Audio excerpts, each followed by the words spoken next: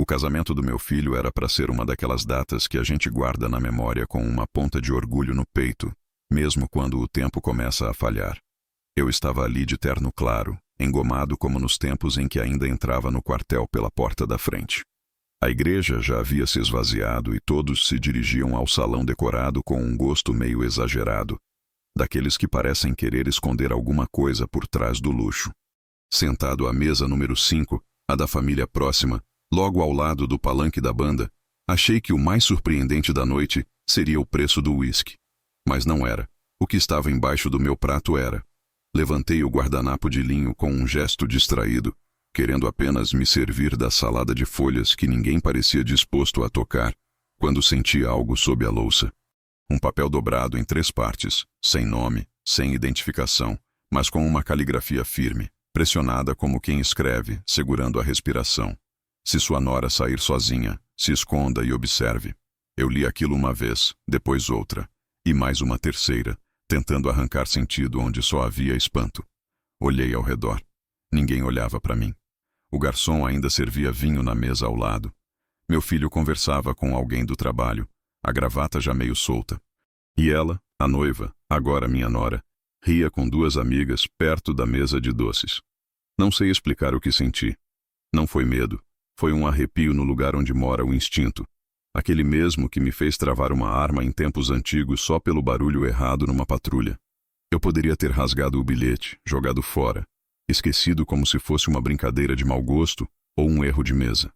Mas alguma coisa, talvez o jeito como o papel estava dobrado, ou a certeza cravada naquelas palavras, fez com que eu o guardasse dobrado dentro da carteira, junto da foto da minha esposa que partiu antes de conhecer a noiva do filho. O tremor no peito não era de idade. Era aviso. Continuei sentado, mas com o corpo inclinado para o fundo da cadeira como se recuar fisicamente me desse mais visão. Comecei a observar. O comportamento dela não era exatamente estranho, mas também não era o de alguém em plenitude. Tocava nos brincos a cada 2 minutos, sorria demais, mas sempre com os olhos voltando para algo que não era exatamente o momento. E então vi. Ela olhou o relógio 1, 2 vezes.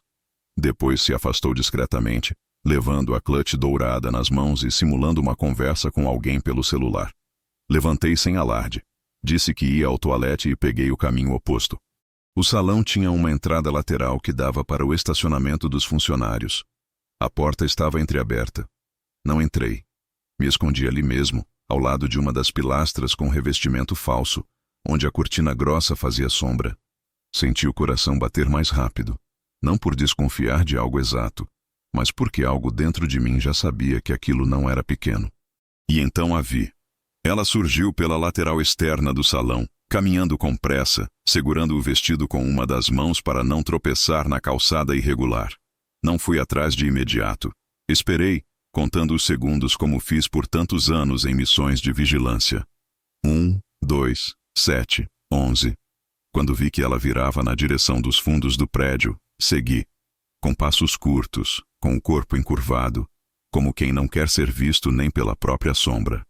E ali, no canto do buffet onde os funcionários jogavam lixo e os músicos guardavam equipamentos, ela parou. Olhou em volta. E então tirou algo do vestido. Um celular que não era o mesmo que ela exibia antes. Com esse fez uma ligação. O tom de voz era baixo, mas não o suficiente para o silêncio daquele canto. Ele já assinou tudo. Ainda hoje os papéis entram. Pausa. Sim, sem suspeitar. O velho tá aqui também, mas ele não entende nada. Meu sangue gelou. O velho. Era de mim que ela falava. Daquele que a observava em silêncio, com um bilhete ardendo no bolso como uma brasa viva. Continuei imóvel. Ouvi mais. Ouvi demais. Ela não estava apenas casando. Estava executando. Um plano. Na volta ao salão, tudo parecia igual, mas já não era. O olhar que meu filho lançou quando me viu era o mesmo de sempre. Mas agora, havia nele um traço de quem confia cegamente. E isso doía mais do que o bilhete. Doía mais do que ouvir que eu não entendia nada. Sentei de novo no meu lugar. A salada ainda estava lá. O vinho havia sido servido. Mas nada mais tinha o mesmo gosto. E naquele momento, mais do que nunca, eu entendi o que era envelhecer. Não era perder força. Era ver tudo com mais clareza e saber que, mesmo assim, precisava esperar. Porque não é gritando que se salva um filho, é olhando, é ouvindo. E quando for a hora, agindo, silenciosamente. Voltei para a mesa como quem retorna de uma trincheira. O corpo presente, mas os sentidos latejando, como se cada gesto ao meu redor carregasse segundas intenções. A banda começava a tocar uma balada romântica, os noivos foram chamados ao centro da pista, e o cerimonialista, empolgado demais para aquela hora da noite, anunciava que era momento da primeira dança como marido e mulher. E lá estavam eles, meu filho, terno alinhado com as mangas já um pouco amarrotadas, e ela, minha nora recém-descoberta, sorrindo para os convidados como se o mundo inteiro coubesse dentro do salão. Mas não era mais um sorriso. Não para mim. Ela me lançou um olhar. Rápido, breve, calculado. O tipo de olhar que só quem já passou tempo demais observando interrogatórios e testemunhas aprende a decifrar. Era um olhar de checagem, como quem confere se a bomba foi plantada no lugar certo. Ela não sorriu para mim. Apenas confirmou que eu estava onde deveria estar. Calado, sentado, quieto. Mas por dentro, algo começava a se mover. Uma memória distante. Uma fala aparentemente banal que agora, sob aquela luz, ganhava contornos de aviso. Lembrei de uma conversa com meu filho semanas antes do casamento, quando ele me levou para almoçar num restaurante novo no centro da cidade, dizendo que queria passar mais tempo comigo. Na época achei estranho. Desde que a mãe dele se foi, nossos encontros se tornaram mais silenciosos, mais raros, mas ele estava animado naquele dia. Falava da cerimônia, da casa nova, da lua de mel em Portugal e da alegria que sentia por finalmente ter encontrado alguém que entendia o lado dele. Aquela frase me incomodou. Eu perguntei na ocasião o que ele queria dizer com aquilo. Ele respondeu rápido, como quem quer mudar de assunto. A Megan não é como as outras. Ela me entende. E você sabe como é. Nem sempre a gente pode escolher quem está do nosso lado. Na hora, achei que fosse só conversa de homem apaixonado tentando defender o próprio gosto. Mas agora, sentado ali com um bilhete no bolso e uma voz recente martelando a frase, o velho não entende nada. Aquela resposta soava mais como um alerta mal disfarçado. Meu filho não estava falando de amor. Estava tentando me convencer, ou a si mesmo, de que aquela mulher era confiável. O tipo de coisa que a gente só diz quando, lá no fundo, já sabe que não é. Olhei para eles dançando, girando sob a luz âmbar que o fotógrafo insistia em capturar de todos os ângulos possíveis. Ela fingia estar emocionada. Tocava no rosto dele com carinho, mas era tudo ensaiado. Eu sabia. Percebia pelos microgestos. Os ombros levemente tensos, os dedos que seguravam demais a mão dele como se precisassem se lembrar do papel que estavam representando. Ela sabia que eu a tinha visto sair. E agora dançava como quem tenta distrair o público enquanto o truque verdadeiro acontece nos bastidores. Do outro lado da mesa, uma das tias da noiva comentou algo sobre o vestido, e eu apenas assenti com a cabeça, sem realmente ouvir. Minha mente já estava voltando para o corredor dos fundos, para a voz dela ao telefone, para as palavras ditas com a segurança de quem achava que ninguém escutava. Ele já assinou tudo. O que meu filho havia assinado? O que ele entregou sem saber? Documentos? Autorização? Propriedade? Fiquei ruminando a frase como se fosse um código. A vida toda ensinei meu filho a não assinar nada sem ler. Agora me perguntava se ele lembrava disso. A dança acabou. Os convidados aplaudiram com força e a pista foi aberta. A noiva beijou meu filho com naturalidade fingida e se afastou logo depois, como quem cumpre um cronograma. Ele ficou no centro por alguns segundos, rindo com 2 colegas de faculdade, até que me olhou. Foi um olhar breve, mas sincero. Sorriu e ergueu o polegar, como quem diz: "Está tudo bem." Eu respondi com um aceno lento, quase automático. O coração já não doía, apenas apertava, como quem segura um segredo pesado nas mãos e não sabe ainda onde vai colocá-lo. Naquela noite, quando voltei para casa, abri o armário onde guardo meus documentos antigos. Revirei pastas, contratos, títulos de propriedade e certidões de nascimento como se procurasse uma senha para decifrar o que ela estava tramando. Meu filho nunca foi bom com papéis. Sempre deixava essas coisas comigo desde que era adolescente e abriu uma conta poupança em seu nome. Se ela o fez assinar algo, havia chance de que fosse algo dele que ainda estivesse vinculado a mim. Encontrei uma pasta vermelha que não via há anos, marcada com uma etiqueta desbotada onde se lia Casa do Avô. Escritura conjunta. Eu lembrava disso. Quando meu pai morreu, deixei a parte dele registrada em nome do meu filho, mas com cláusula de uso vitalício para mim. Era uma decisão emocional. Eu queria que ele herdasse algo com valor de história. Agora, essa lembrança me queimava por dentro. Será que era essa a propriedade que ela queria? A escritura estava lá, assinada com os selos do cartório. Em algum momento recente, talvez em nome de uma atualização de registro, será que ela o fez transferir essa posse? Fechei a pasta com calma, mas o peito parecia um tambor desregulado. O bilhete no bolso, agora alisado pelo calor do corpo, parecia mais quente do que antes. Não era só uma brincadeira. Era um aviso. E quem o deixou sabia exatamente com o que eu estava lidando. Voltei a sentar na poltrona da sala. Liguei a luminária fraca. Fiquei ali olhando para o vazio, pensando em tudo que não disse no almoço de semanas atrás. Em como meu filho sorria tentando acreditar que aquele casamento era o que ele merecia. Em como a gente às vezes chama de amor o que é só uma carência bem vestida. E no fundo, eu já sabia. Aquele casamento não era uma celebração. Era uma transação. Ela o escolheu com um plano. E agora, com a pista acesa e os olhos atentos, eu precisava entender qual era o próximo passo. No dia seguinte, acordei mais cedo do que o costume. Nem o café preto, forte como sempre, conseguiu calar a sensação de que algo continuava se movendo por trás das cortinas daquele casamento, como uma máquina fria e silenciosa, girando dentes de ferro debaixo do verniz branco do vestido da noiva. Eu sabia que a verdade estava perto, e que alguém, em algum ponto, tinha decidido que eu deveria descobrir. Não antes, não depois, mas naquele momento exato. E foi isso que me levou de volta ao salão do casamento naquela manhã, sob o pretexto de ter esquecido minha bengala. Mentira. Eu nunca precisei de bengala, e nunca precisei de pretexto para seguir um faro. Anos atrás, esse instinto me fez cruzar fronteiras sem mapa e decifrar mentiras ditas com sorriso. Agora, aos 68 anos, ele me fazia atravessar a rua com as mãos no bolso e o nome do meu filho queimando na garganta. A funcionária da limpeza, uma moça de uniforme verde e olhar cansado, me reconheceu na entrada. Senhor, o casamento foi ontem, não foi? Eu sorri, calmo, e disse: esqueci algo pessoal. Prometo não tomar seu tempo. Ela assentiu com um ombro só e me deixou passar. O salão estava vazio, exceto por mesas sendo desmontadas e o bar sendo limpo com pano e álcool. Um dos garçons cruzou comigo carregando taças e nem me notou. Caminhei devagar até o fundo, passando pelas cortinas onde, na noite anterior, eu a tinha visto sair. O lugar parecia outro sob a luz da manhã. A mágica do casamento evaporara, restando apenas o cenário cru. Cadeiras empilhadas, restos de confete, garrafas pela metade.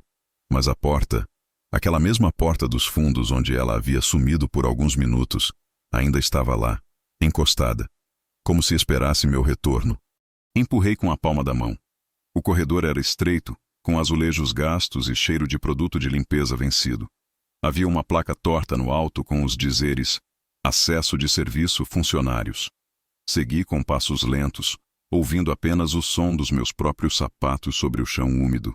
Do lado direito, a porta do estoque de bebidas estava trancada.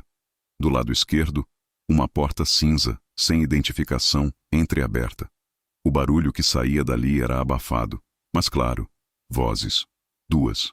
Parei antes da entrada. Encostei o ombro na parede e fechei os olhos por um instante, como se isso me ajudasse a ouvir melhor. E então reconheci. A primeira voz era dela. A mesma que ouvi ao telefone na noite anterior. A mesma que riu do velho, enquanto tramava algo que ainda não tinha nome. Mas agora ela não ria. Falava baixo, mas com firmeza. Ele tem que assinar até o fim do mês. Depois disso, o valor do terreno dobra. E com o nome dele, a gente ganha tempo no cartório. A outra voz era masculina. Grave, direta. Tem certeza que ele não vai desconfiar? Já olhou o papel que ele assinou ontem? Ela respondeu de imediato. Ele não leu. Só assinou. Eu disse que era o cadastro do plano de saúde do novo endereço. Ele nem pegou o papel de volta. O homem soltou um riso curto, sem humor. Você é boa nisso. E ela rebateu com uma frase que me gelou por dentro. Eu espero mais do que isso. Depois da transferência, quero o nome dele fora da escritura da casa também. Naquele momento eu já não respirava com regularidade. Segurei o batimento no peito como quem segura uma faca invisível prestes a cair. Eles não estavam apenas preparando um golpe. Já estavam dentro dele.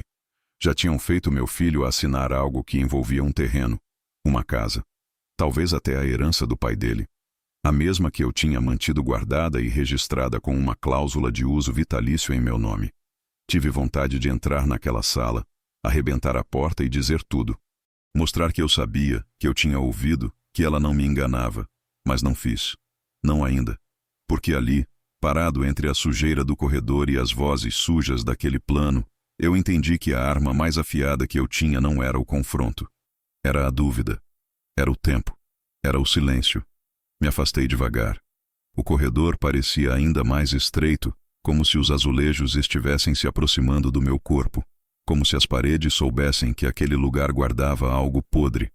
Voltei ao salão sem ser visto. Ninguém notou meu rosto pálido, ou as mãos cerradas que tremiam sem motivo aparente. Saí do prédio com o mesmo passo lento de quem esqueceu uma bengala imaginária. Mas por dentro, eu não andava. Eu avançava. No caminho de volta para casa, comecei a conectar pontos com precisão cirúrgica. O almoço repentino de semanas atrás, a pressa para adiantar o casamento, a insistência para que o meu filho assinasse os papéis da casa nova que ela tinha conseguido num bom negócio. E agora, aquele bilhete. Aquele maldito e bendito bilhete. Alguém sabia. Alguém estava do meu lado, mesmo que eu não soubesse quem. Alguém quis me acordar antes que fosse tarde demais.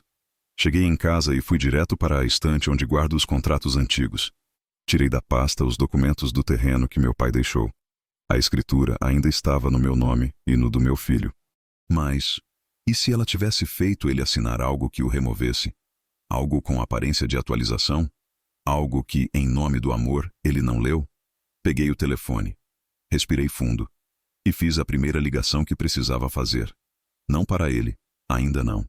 Mas para alguém que conhecia cláusulas de reversão melhor do que ninguém. E quando ouvi a voz do outro lado da linha, a mesma que me ajudou a blindar a herança há 20 anos, eu apenas disse, temos um problema. E uma chance. E então, pela primeira vez desde o bilhete, senti que o jogo podia virar. O advogado me atendeu com a mesma voz segura de sempre, aquela que só advogados aposentados ou médicos de guerra conseguem manter, como se nada mais neste mundo fosse capaz de surpreendê-los. Ele escutou tudo com calma, o bilhete, o corredor, a conversa atrás da porta. Não me interrompeu uma só vez. Quando terminei, houve um silêncio que durou mais do que devia, até que ele disse, você não pode impedir que ele seja burro, mas pode impedir que isso destrua o que é seu. Anotei o endereço do cartório onde os documentos da casa estavam registrados. Iríamos verificar, linha por linha, cada movimentação, cada assinatura recente. O plano não era confronto, era preparo, silêncio com estrutura. E o primeiro tijolo estava ali. Naquele mesmo dia, meu filho me ligou. A voz dele era leve, alegre. Falava de um brinde especial que fariam entre os padrinhos no final da semana e me convidou para um almoço no sábado. Queria, segundo ele, agradecer por tudo. Concordei sem hesitar. Ele não fazia ideia de que a última vez que agradeceu com aquele mesmo tom estava sendo usado como marionete por uma mulher que manipulava cada passo com a doçura de uma víbora perfumada. Não era culpa dele. E era exatamente isso que doía. No sábado, cheguei ao novo apartamento que haviam alugado temporariamente até a casa ficar em nome deles dois. Segundo ele me explicou no portão, orgulhoso. Quando entrei, ela estava na cozinha, cortando frutas como quem ensaia para uma propaganda de margarina. Sorriu para mim. Um sorriso de publicidade, desses que escondem algo nos dentes. Olha quem chegou, papai do noivo. Me chamou assim, como se estivéssemos num comercial de família feliz. Meu filho riu e me deu um tapa leve no ombro, puxando uma cadeira. A mesa estava posta, talheres alinhados, guardanapos dobrados em forma de flor. Mas o que mais me chamou a atenção não foi a mesa. Foi o porta-retratos em cima do aparador, ao lado da televisão. Uma foto deles dois, sorrindo, com um papel assinado nas mãos. A legenda, escrita com um pincel branco na moldura preta, dizia: Nosso novo começo. Era um contrato, estava claro, e meu filho exibia aquilo como se fosse um troféu. Perguntei com cuidado: Vocês já formalizaram a escritura da casa? Ela respondeu antes dele, como sempre: Sim, seu fulano. Agora tá tudo bonitinho.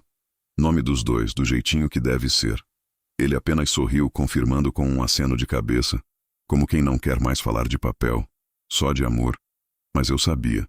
Sabia que aquele papel era outra coisa. Sabia que ela só estava sorrindo porque já tinha o que queria. E o pior era ver nos olhos do meu filho um brilho que não era amor. Era deslumbramento. Encantamento com uma mulher que soube fingir exatamente o que ele precisava ouvir. Ao longo do almoço, ela conduziu a conversa com habilidade política. Falava sobre planos para o futuro, viagens, a ideia de abrir um negócio próprio com a ajuda de investidores amigos. E aos poucos, começou a perguntar mais sobre minha aposentadoria, sobre o terreno da família no interior e sobre aquele galpão que o senhor sempre falou que estava fechado, lembra? Cada pergunta vinha disfarçada de curiosidade, mas eu lia cada palavra como uma sondagem, e por dentro, a estrutura da farsa ia se revelando, peça por peça. Meu filho a olhava com uma admiração quase infantil. Ele estava em transe, encantado por um personagem que ela criara sob medida. Não era amor. Era feitiço. Ele sempre foi o tipo que se doava por completo, que esquecia os próprios limites para ser aceito, para agradar, para provar que era suficiente. E ela, com olhos treinados, enxergou isso desde o início. O seduziu, não com paixão, mas com promessas de um futuro onde ele seria finalmente visto, admirado, respeitado. Um futuro que nunca viria. Porque o plano dela não era caminhar com ele. Era usar o nome dele para caminhar por cima de tudo o que construímos juntos. Na hora da sobremesa, ela se levantou para buscar um vinho na cozinha. Meu filho aproveitou o momento e, sorrindo, segurou minha mão por cima da mesa. Pai, obrigado, de verdade, por confiar nela também. Não consegui responder. Apenas fechei os dedos ao redor dos dele, como se pudesse impedir que escorressem mais para dentro da armadilha. Ele interpretou meu silêncio como emoção. Sorriu e se levantou para me abraçar. Ela é diferente, pai. Com ela eu me sinto... homem. Homem. Aquilo me atravessou como um estilhaço. Porque eu sabia que ele dizia aquilo por comparação. Porque nunca soube me expressar com palavras, apenas com atitudes. E no fundo, ele precisava que alguém o fizesse sentir validado. Mas não era ela que faria isso. Ela apenas o fazia sentir útil, enquanto ele servia a um projeto que não era dele. Saí daquele almoço com um gosto de cinzas na boca, mas saí sabendo mais. O documento já havia sido assinado. A transferência da propriedade era real. O contrato estava emoldurado na sala, mas o processo não estava finalizado no cartório ainda. Era isso que o advogado me confirmara por telefone naquela manhã. E isso me dava tempo. Pouco, mas suficiente. Chegando em casa, tirei do cofre antigo do meu escritório uma pasta que não abria havia quase 10 anos. Nela, o histórico de doações que eu havia feito ao meu filho, com cláusulas de proteção para o caso de fraude ou coerção. Eu sabia que um dia ele poderia se perder por amor, ou por carência, e por isso deixei brechas legais. Agora, essas brechas seriam minha trincheira. Liguei novamente para o advogado, e dessa vez pedi pressa. Comece a contestação do registro, use o termo técnico, e lembre-se do que discutimos anos atrás. Se houver indício de dolo, o cartório congela o trâmite. Do outro lado da linha, ele respondeu com uma palavra só. Entendido. Ela sorria demais porque achava que já tinha vencido. Mas sorri quem esquece que papel assinado não é garantia. É só prenúncio. E que um homem calado não é um homem derrotado. É apenas um homem que ainda não mostrou o que sabe. Eu sempre acreditei que os detalhes entregam o todo. Um olhar em falso, um gesto fora do tempo, uma escolha de palavras mal posicionada. São nesses fragmentos que mora a verdade. muito mais do que nas frases bonitas ou nos abraços apertados demais. E foi justamente num detalhe, minúsculo e quase risível, que comecei a montar o quebra-cabeça. Tudo começou com um vaso de flores. Na semana seguinte ao almoço, meu filho me mandou uma foto da sala decorada. Arrumamos tudo aqui. Ela adora flores, escreveu. A imagem mostrava um arranjo no centro da mesa de jantar, com copos de leite, hortênsias brancas e orquídeas lilazes. Eu reconheci o estilo na hora. Não porque entendo de botânica, mas porque conheço muito bem o gosto de alguém que ela talvez tivesse esquecido que eu já vira em outro contexto. Aquele arranjo era do ateliê do Carlos Munhoz, um florista renomado que trabalhou anos com minha esposa quando ela fazia eventos beneficentes. Carlos não vendia arranjos comuns. Ele só fazia sob encomenda, para clientes com indicação pessoal. E aquele tipo de composição era a assinatura dele. A princípio, poderia ser coincidência. Poderia ser só uma escolha aleatória, baseada em alguma pesquisa de internet. Mas algo ali me incomodava. A florista preferida da minha falecida esposa era agora a mesma que decorava a sala da mulher que, semanas atrás, tramava um golpe no meu filho? Liguei para Carlos. Depois dos cumprimentos e da surpresa mútua, fui direto ao ponto. Você fez um arranjo recente para uma moça chamada Megan, a esposa do meu filho. Houve silêncio do outro lado, seguido de um som abafado, como se ele cobrisse o telefone. Fiz, sim. Por que a pergunta? Disse que estava curioso, só isso, mas ele hesitou. E foi esse vacilo que me entregou tudo. Carlos, tem alguma coisa errada? Insisti. Foi quando ele soltou. Ela veio aqui com um homem. Disseram que era presente para um jantar especial. Não mencionaram casamento. Achei que fosse namorado dela, sabe? Tinha um jeito íntimo. Meu sangue esfriou. Esse homem era moreno, alto, meia-idade. Carlos confirmou. Elegante, educado, mas não parecia confortável. Parecia cúmplice, não marido. A ficha caiu como pedra. Era ele. O homem da conversa no corredor. O homem do ele já assinou tudo. Ela o levou até o florista de minha esposa para criar um cenário de casal. Uma casa que não era casa, um lar que não era lar.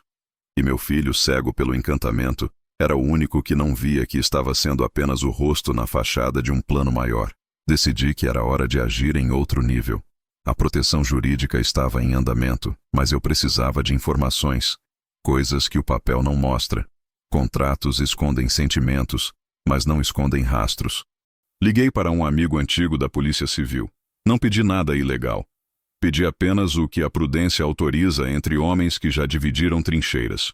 Uma verificação de antecedentes. O nome do homem ainda me faltava, mas eu tinha a placa do carro. Anotei num guardanapo depois que vi ele estacionar perto da casa do meu filho em um domingo qualquer. Dizia que era amigo da Megan da época da faculdade. Amigo, claro. 2 dias depois, meu amigo me liga com a resposta.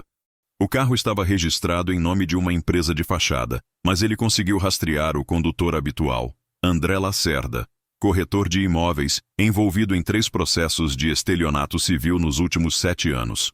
Todos arquivados por falta de provas ou acordo extrajudicial. Um verdadeiro artista da fraude. E agora ele estava com a minha nora. E, indiretamente, com o nome do meu filho nas mãos. O plano ganhava contornos mais nítidos.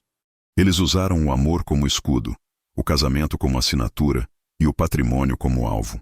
O contrato emoldurado na sala não era apenas um troféu de conquista emocional. Era um marco de execução.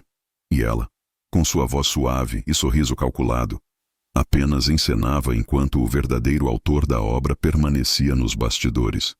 Ou achava que permanecia. Voltei a falar com o advogado. Relatei tudo. Ele ouviu em silêncio, como sempre. Com essa informação sobre o Lacerda, podemos solicitar uma investigação fiscal. Se houver movimentação financeira ligada ao nome do seu filho, conseguimos interromper o trâmite da escritura por tempo indeterminado. Era tudo o que eu precisava. Tempo. A arma dos pacientes. A força dos que sabem que agir com pressa é o jeito mais rápido de cair numa armadilha. Comecei a preparar minha resposta. Não seria violenta, não seria pública, não seria explosiva, seria cirúrgica, invisível, fria. 1 a 1, Comecei a alertar discretamente os pontos-chave. Banqueiro da conta do meu filho, cartório de registro, conselheiro jurídico da empresa em que ele trabalhava. Todos receberam mensagens educadas, técnicas, acompanhadas de documentos. Nenhum alarde, nenhuma acusação. Apenas dúvidas, dúvidas bem colocadas. E o sistema, por precaução, começou a desacelerar. Em casa, eu anotava tudo. Cada movimento, cada data, cada frase.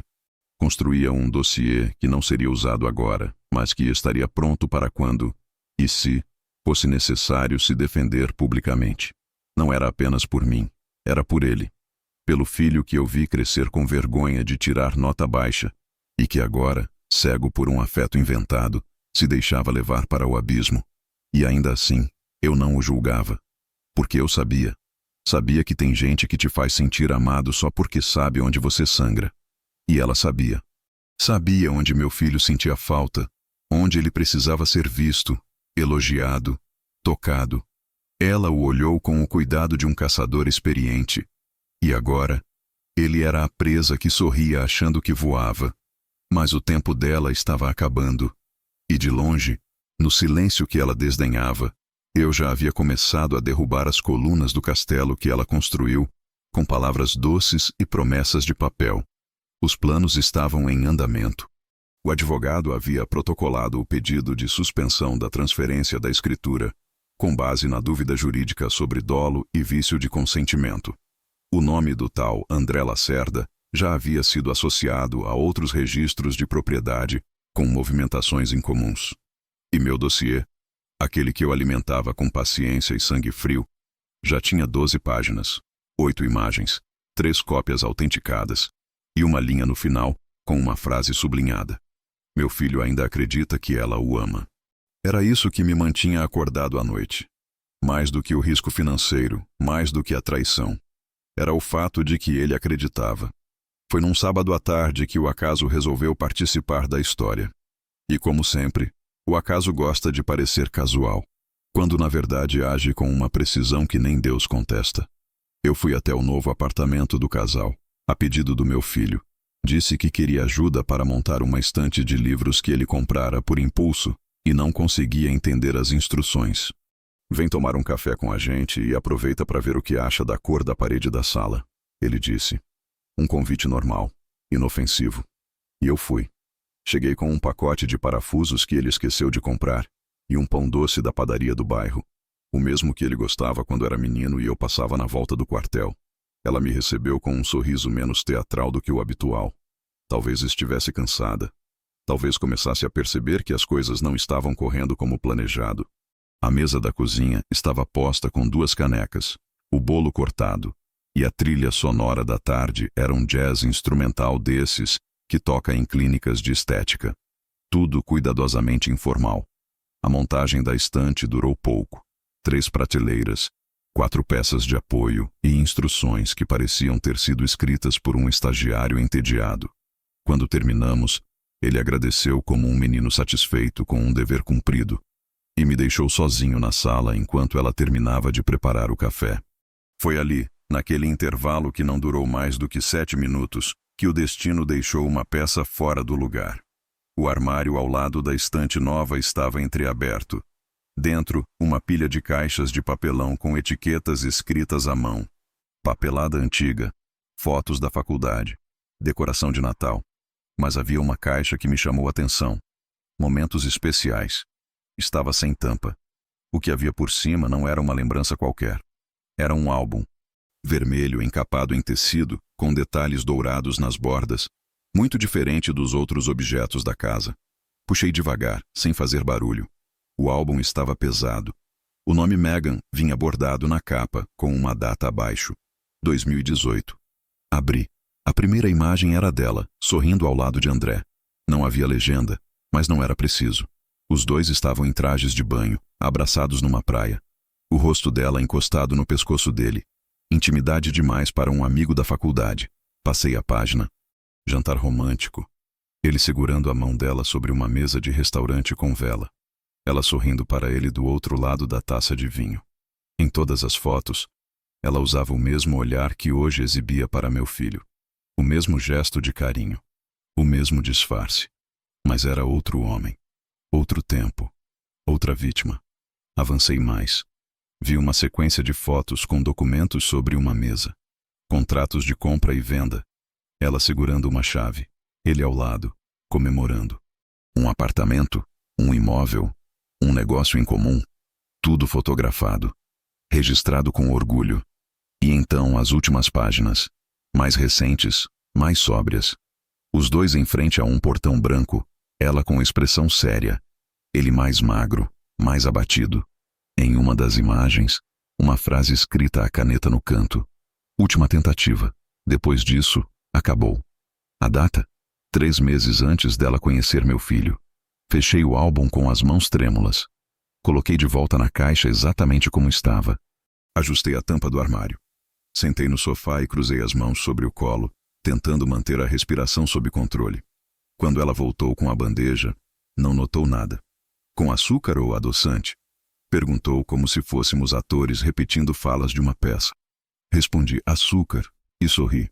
Mas por dentro, eu estava em outro lugar. Num tribunal invisível. Ela havia cometido o erro que todos cometem. Se sentiu invencível cedo demais. Aquele álbum era mais do que um relicário afetivo. Era prova de reincidência. Ela e André já haviam feito isso antes. Provavelmente mais de uma vez.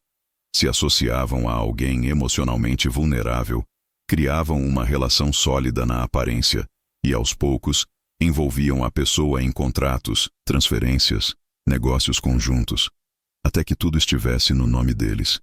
E quando a vítima começava a desconfiar, já era tarde. Tudo parecia legal. Tudo tinha assinatura. Tudo estava bonitinho, como ela disse. Mas agora, com aquele álbum, tudo mudava. Voltei para casa naquele dia com uma sensação que não sentia desde os anos em que patrulhava zonas de conflito. Eu tinha em mãos a arma definitiva e precisava decidir como usá-la. Poderia entregar tudo para o meu filho. Poderia mostrar as fotos, contar o que ouvi, o que vi, mas ele não acreditaria. Não ainda. E se acreditasse, correria direto para os braços dela, implorando por explicações, e ela, com o talento de sempre, se colocaria como vítima de um pai ciumento que nunca gostou dela. Eu conhecia bem esse script. Então esperei. Digitalizei as fotos discretamente. Arquivei em 3 lugares diferentes. Enviei cópias para o advogado e adicionei uma nova aba ao meu dossiê, com o título Histórico do Golpe, Parte Mim. E pela primeira vez, escrevi no final da página uma frase que não tinha raiva, nem mágoa, nem vingança. Apenas clareza. Ele vai acordar. E quando acordar, eu estarei do lado certo da história. Os golpes mais bem elaborados não são os que usam violência ou ameaça. São os que se vestem de confiança, caminham com voz mansa e entregam flores enquanto esvaziam seu nome, sua assinatura e sua história. E foi nesse ponto da jornada que tudo ficou cristalino. O que antes era intuição, o que vinha como fragmento de escuta atrás da porta ou suspeita disfarçada em sorriso, agora se revelava com clareza documental. O plano era antigo, testado, reaproveitado. E meu filho, com todos os seus sonhos de ser aceito, era a peça perfeita. O rosto limpo para encobrir mãos sujas. Após digitalizar o álbum e entregar as imagens ao advogado, recebemos em resposta um cruzamento de dados mais completo. André Lacerda já havia se envolvido em 3 outras transações similares, sempre com mulheres diferentes no papel de intermediárias ou esposas temporárias. Em 2 delas, as vítimas perderam propriedades em áreas urbanas valorizadas após assinarem contratos de coabitação e adiantamento de registro de união estável, com cláusulas que incluíam autorização de uso pleno patrimonial. Tudo parecendo legal. Tudo com aparência de escolha. Mas a escolha sempre era manipulada. As semelhanças com o que estavam tentando construir em cima do nome do meu filho eram gritantes. O contrato que ele havia assinado, e que agora estava sob análise minuciosa do nosso contador, trazia cláusulas que davam à esposa poderes amplos sobre negociações imobiliárias vinculadas ao CPF dele. Mais do que isso, numa brecha quase imperceptível, Havia um termo de concessão de representação que permitia a ela intermediar vendas em caso de urgência ou ausência. Aquilo, junto a um simples reconhecimento de firma, bastava para que ela, com o apoio de André, vendesse qualquer coisa vinculada ao nome do meu filho, inclusive o terreno deixado pelo meu pai, inclusive a casa atual em que moravam, que ainda constava como bem em regime de separação de bens, mas com documentos paralelos sendo forjados para parecer o contrário. Era um castelo de areia jurídica, levantado com base em ilusão afetiva e urgência emocional. E ele, coitado, orgulhoso por resolver tudo sem envolver o pai. Ela o havia convencido de que era hora de cortar o cordão umbilical, que era hora de ser homem, nas palavras que ela mesma plantava em seus ouvidos com sorrisos e beijos bem cronometrados. E ele, que passou a vida buscando aprovação, abraçou aquele discurso como quem encontra terra firme no meio do mar. Mas eu já tinha visto esse filme. Já tinha conhecido homens destruídos por assinar papéis em nome do amor. E eu não deixaria que meu filho fosse mais um. Na semana seguinte, tudo começou a se mover mais rápido. O advogado protocolou um pedido formal de nulidade parcial do contrato com base em fraude emocional, juntando como prova as imagens do álbum, o histórico do André e a sequência de transações suspeitas. Mas sabíamos que isso não seria suficiente. Precisávamos de um erro deles. Um deslize. Um passo em falso que nos permitisse quebrar a falsa aparência de legitimidade. E ele veio. No mais banal dos lugares, a rede social. Meghan publicou uma foto em um jantar com uma legenda que dizia: "Negócio fechado, agora é só assinar e voar." O problema é que a foto mostrava um brinde entre ela e André. Um brinde de taças, um brinde de 2. Não havia menção ao meu filho, nem ao projeto, nem ao casamento, só ela e ele. E um comentário infeliz, deixado por uma amiga que talvez não soubesse o jogo. "Vocês sempre juntos, que orgulho." A publicação sumiu 15 minutos depois. Mas eu tirei print no segundo minuto. Enviei o material ao advogado com uma frase só: "Agora temos fogo." Ele concordou. Juntamos aquilo ao processo e fizemos a denúncia ao cartório. Solicitamos a suspensão urgente de qualquer movimentação envolvendo o nome do meu filho até que a situação fosse esclarecida. E enquanto isso acontecia, eu comecei a preparar o mais difícil. A verdade, não para mim. Eu já a conhecia, mas para ele. O homem que eu criei, que agora estava prestes a ser destruído pela mulher que jurou amá-lo diante de um altar. E como se não bastasse, fui informado por uma fonte que a tal venda do terreno havia sido marcada para a semana seguinte.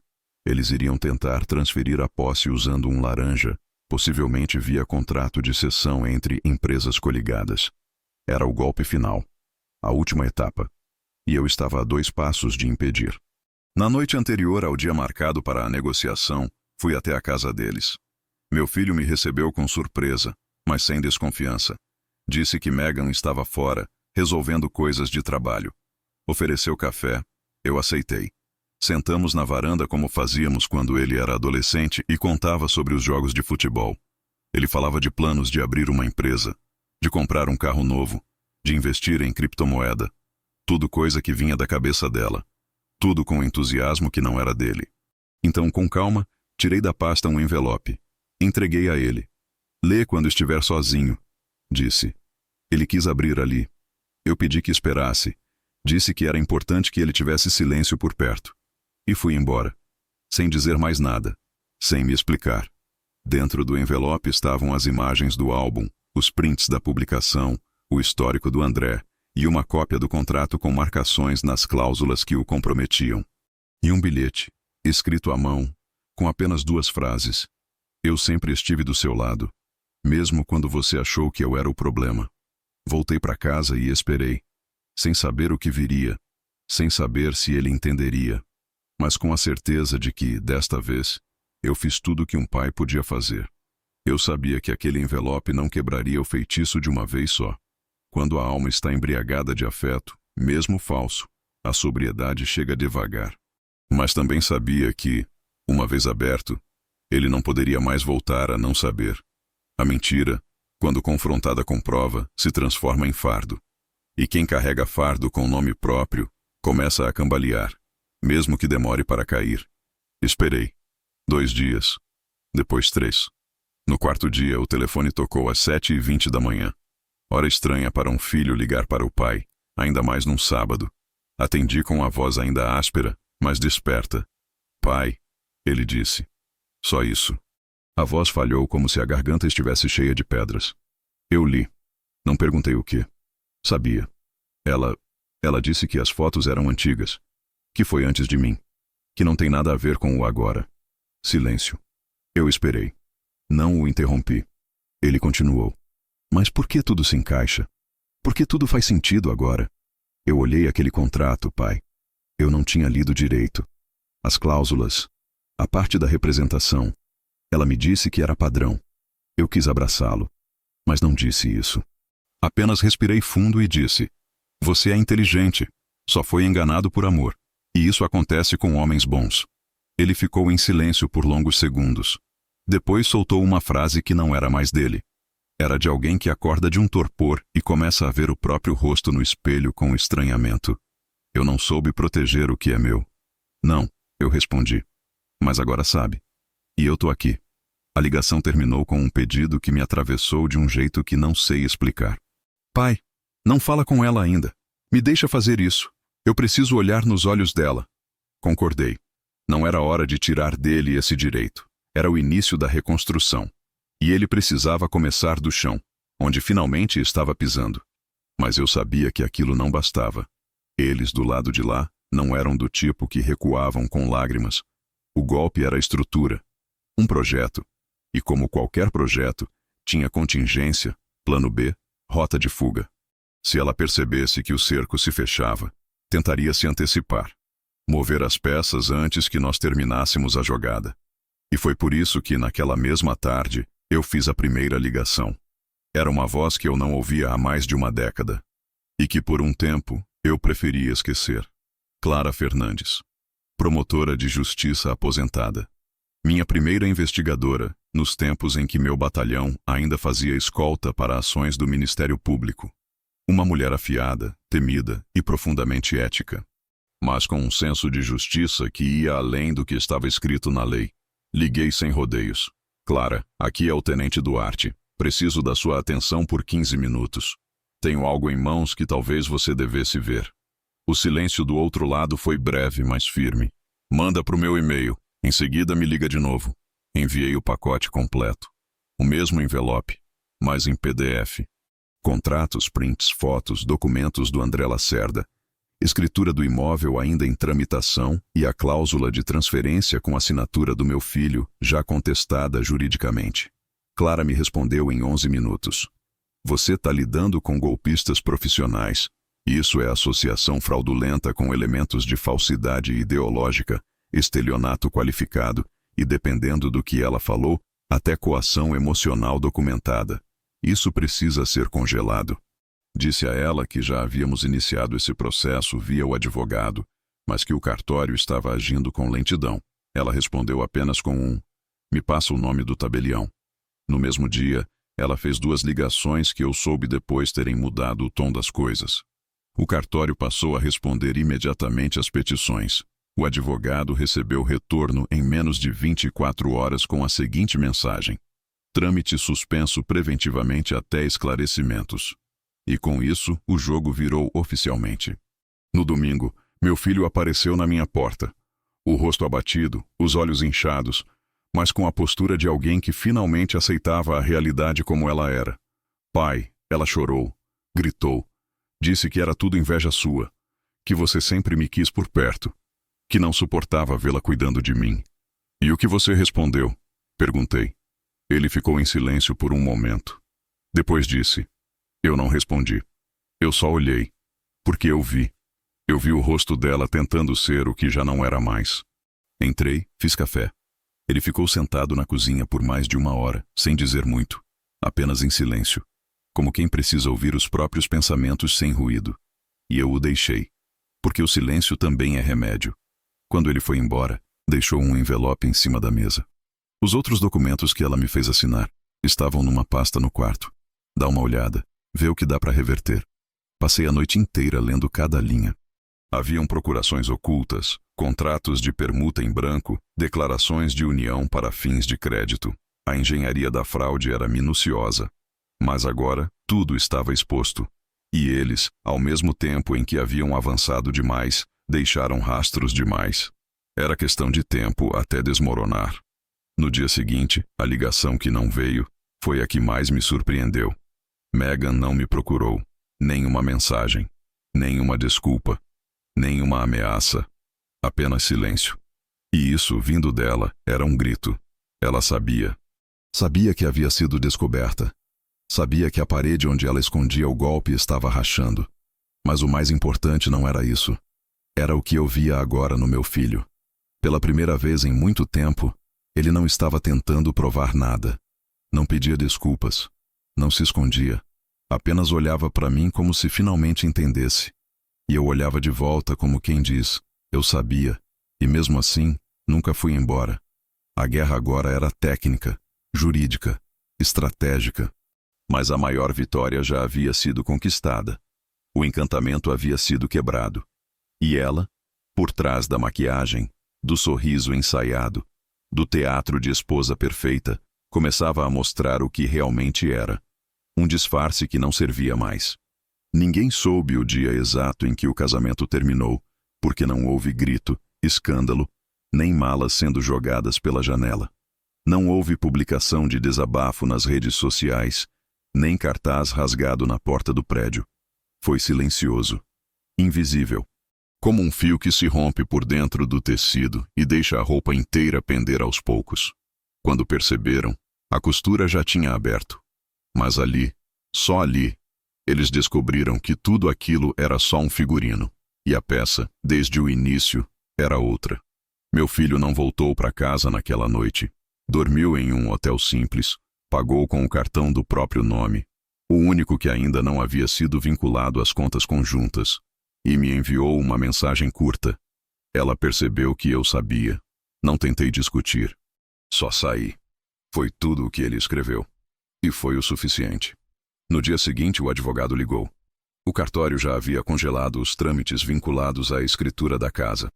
As procurações foram invalidadas por indício de coação. O nome de André Lacerda, após investigação preliminar, foi associado a um segundo processo já em curso, em outra comarca. E com isso, o Ministério Público decidiu abrir um inquérito sobre associação fraudulenta com indícios de estelionato afetivo. Eles não disseram esse nome, afetivo, mas eu ouvi. Porque era isso que era, uma farsa baseada naquilo que só quem ama é capaz de dar sem defesa. A última tentativa deles aconteceu 3 dias depois.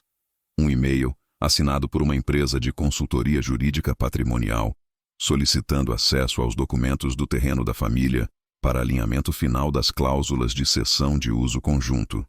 O advogado respondeu com uma frase seca, mas cirúrgica: solicitação negada. Propriedade blindada por cláusula vitalícia, herdeiro removido do trâmite até segunda ordem judicial. Nunca mais tentaram. E então tudo parou. Como um trem que vinha acelerando sem maquinista e de repente encontra um bloqueio nos trilhos. Megan apagou todas as fotos do casamento do perfil dela. Trocaram o status de casados por privado. O número dela deixou de existir. E o do André, que antes era vinculado a 3 linhas distintas, passou a cair direto na caixa postal. Meu filho ficou dias em silêncio. Não voltou imediatamente. Ficava fora, andando sem destino, dormindo em hotéis de beira de estrada, como quem precisava reaprender a ficar com a própria sombra. Me ligava às vezes só para perguntar como estava o tempo, ou se eu lembrava daquela casa antiga onde ele aprendeu a andar de bicicleta. E eu respondia, sempre com calma, sempre com a paciência que eu nunca tive quando ele era menino. Porque agora eu entendia. Ele não precisava de conselhos. Precisava de fôlego. E eu seria o ar. Na semana seguinte ele apareceu em casa. Entrou como quem não tinha certeza se ainda tinha lugar. E eu não disse nada. Só servi café. Sentei no sofá. Liguei o rádio antigo que ele mesmo me dera há muitos anos e deixei que a música falasse por mim. Ele chorou. Em silêncio. Como se finalmente houvesse espaço para sentir tudo aquilo que segurou por tanto tempo. Não chorei com ele. Mas fiquei. Como sempre fiquei. mesmo quando ele achava que eu estava longe. Foi nesse dia que ele me contou: pai, ela sabia tudo sobre mim. Meus medos, minhas inseguranças, até as histórias que nem você lembrava. Eu fiquei em silêncio. E ele completou: ela usou tudo isso como roteiro. Me dava exatamente o que eu precisava ouvir, até que eu entreguei tudo sem notar. E agora? Perguntei. Ele sorriu sem alegria. Agora eu sei como é ser enganado por alguém que olha nos seus olhos e diz: confia em mim. Começamos então a reconstrução, não de patrimônio. Isso eu já havia cuidado. Mas dele, do homem por trás da humilhação, do filho que se viu usado, mas que agora precisava voltar a ser inteiro. Fizemos isso sem pressa, juntos.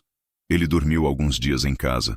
Depois alugou um pequeno apartamento só seu, perto do centro, onde pôde finalmente ouvir o próprio silêncio sem a voz dela nas paredes. Nunca conversamos sobre amor de novo, nem sobre casamento. Mas um dia ele me disse: se um dia eu amar de novo, vai ser com os olhos abertos e sem precisar esconder nada de você. Eu não respondi. Apenas segurei o ombro dele e apertei levemente. Era o suficiente. Megan nunca mais apareceu. Não procurou. Não tentou explicar. Sabia que qualquer movimento seria inútil. Ela perdeu o que não entendia: a confiança. O nome do meu filho voltou a ser limpo, e o nosso terreno, aquele que meu pai havia deixado com tanto orgulho, continuou intocado. Mas agora, mais do que terra, ele era símbolo de algo que resistiu. Um casamento havia desabado, mas não com escândalo, não com fogos nem polícia na porta. Caiu como uma farsa bem escrita que, no fim, não consegue mais sustentar o roteiro.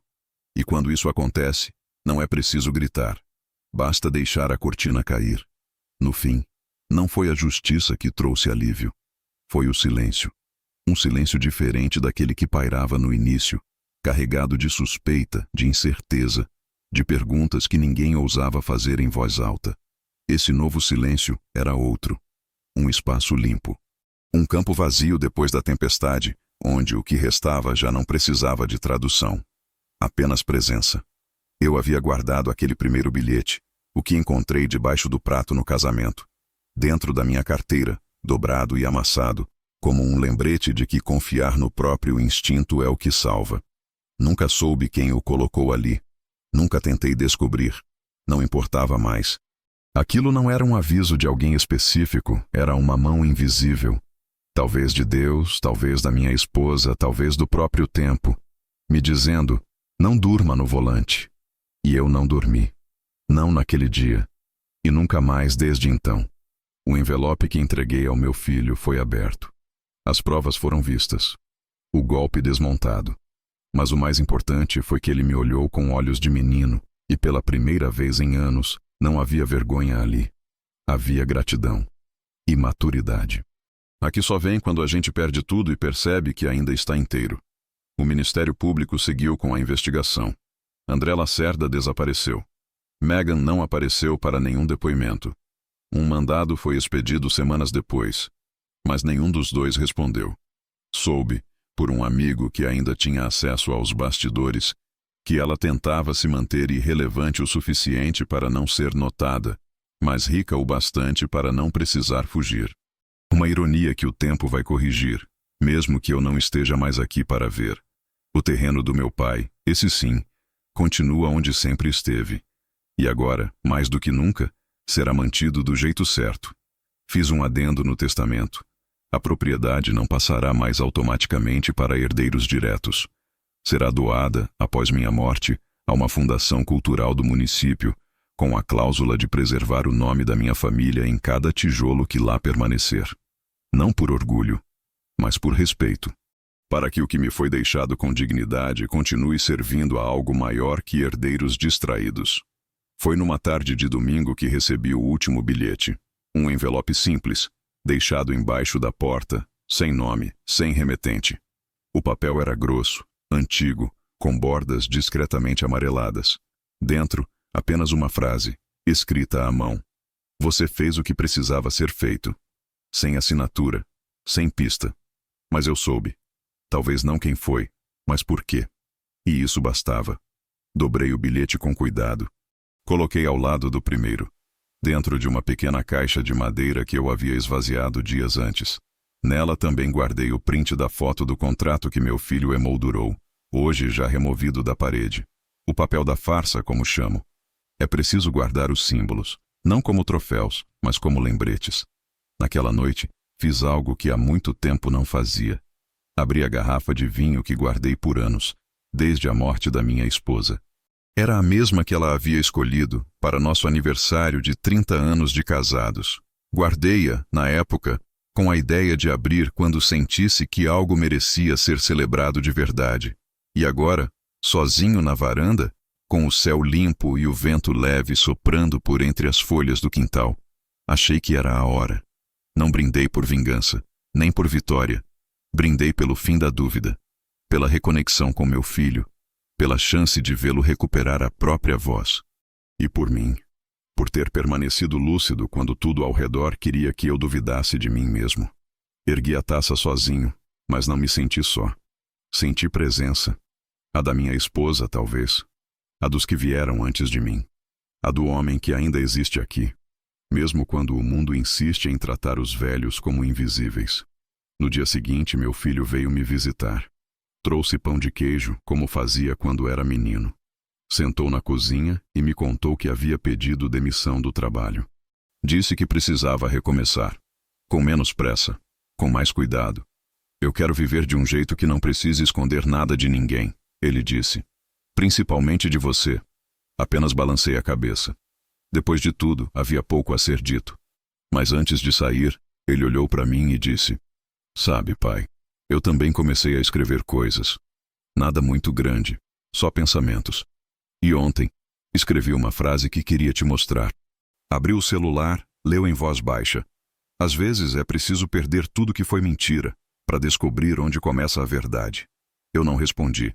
Apenas caminhei até a estante, peguei a caixa de madeira com os 2 bilhetes dentro, entreguei nas mãos dele. Guarda isso. Um dia você vai saber o valor. Ele sorriu. E eu soube. Aquilo que havia começado com um golpe disfarçado de casamento, terminou com um filho voltando a ser homem. Agora inteiro, sem personagens, sem contrato, sem mentira. Um homem que sabia o peso da confiança e da perda. E eu apenas continuei vivendo, sem pressa, sem palco, mas com a dignidade intacta. E vez ou outra, ao abrir a gaveta da varanda onde guardei a rolha daquela noite, leio mentalmente o que estava escrito naquele último bilhete. Você fez o que precisava ser feito. Sim, e faria de novo.